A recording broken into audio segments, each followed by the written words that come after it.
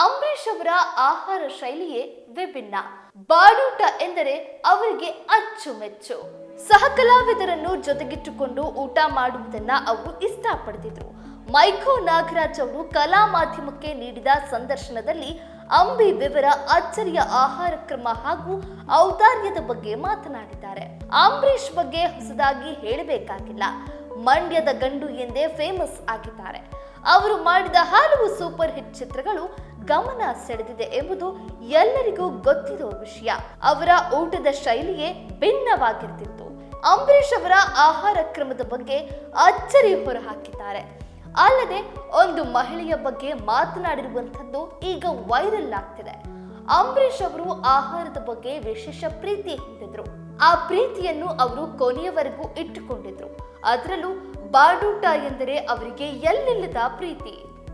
ಈ ಬಗ್ಗೆ ಮೈಕೋ ನಾಗರಾಜ್ ಮಾತನಾಡಿದ್ದಾರೆ. ಮೈಕೋ ನಾಗರಾಜ್ ಅವರು ವಿಲನ್ ಹಾಗೂ ಪೋಷಕ ಪಾತ್ರಗಳ ಮೂಲಕ ಚಿತ್ರರಂಗದಲ್ಲಿ ಗುರುತಿಸಿಕೊಂಡಿದ್ದಾರೆ. ಅವರು ಅಂಬಿ ಬಗ್ಗೆ ಮಾತನಾಡಿದ್ದಾರೆ. ಒಂದು ದಿನ ಸಿನಿಮಾ ಸೆಟ್ ಅಲ್ಲಿ ಸಿಕ್ಕಿದ್ದಾರೆ. ಆಗಲೇ ಅವರ ಜೊತೆ ಆತ್ಮೀಯತೆ ಬೆಳೆದಿತ್ತು. ಎಲ್ಲಿ ಊಟ ಮಾಡಿದೆ ಎಂದು ಕೇಳಿದ್ರು. ಸೆಟ್ ಅಲ್ಲಿ ಅಂದೆ. ನಾಳೆ ನನ್ನ ಜೊತೆ ಊಟ ಮಾಡಬೇಕು ಎಂದು ಆದೇಶ ಹೊರಡಿಸಿದ್ರು ಎಂದು ಹಳೆಯ ಘಟನೆ ನೆನಪು ಮಾಡಿಕೊಂಡಿದ್ದಾರೆ.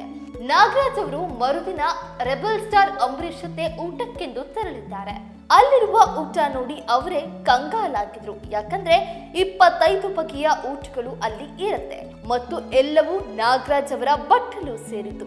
ಇದನ್ನು ತಿನ್ನಬೇಕು ಎಂದು ಅಂಬರೀಷ್ ಆದೇಶ ಕೊಟ್ಟಿದ್ದಾರೆ. ನನ್ನ ತೊಡೆ ಸವರಿ ಊಟ ಮಾಡಿಸಿದ್ರು. ಇದಕ್ಕಿಂತ ದೊಡ್ಡ ಊಟ ಮಾಡಲು ಸಾಧ್ಯವೇ ಎಂದು ನಾಗರಾಜ್ ಕೇಳಿದ್ದಾರೆ. ಫೈಡ್ ಅಂತ ಹೊಡೆದ್ರು ಅಂಬರೀಷ್. ಎಲ್ಲರೂ ಒಂದೇ ಎಂದು ಅಂಬಿ ಹೇಳಿದ್ರಂತೆ. ಏನೇ ಮಾಡಿದ್ರು ಓಪನ್ ಆಗಿ ಮಾಡಬೇಕು ಎಂಬುದು ಅಂಬಿ ಸೂಚನೆ ಆಗಿತ್ತಂತೆ. ಅಂಬರೀಷ್ ಇದ್ದಲ್ಲಿ ಒಂದು ಹೆಂಗಸು ಬರ್ತಿದ್ರಂತೆ. ಅವರು ಕಾಲು ಹಿಡಿದ್ರು ಅಂಬಿ ಅವರನ್ನ ಕ್ಷಮಿಸಲಿಲ್ಲ, ಕ್ಷಮೆ ಕೊಡಲೇ ಇಲ್ಲ.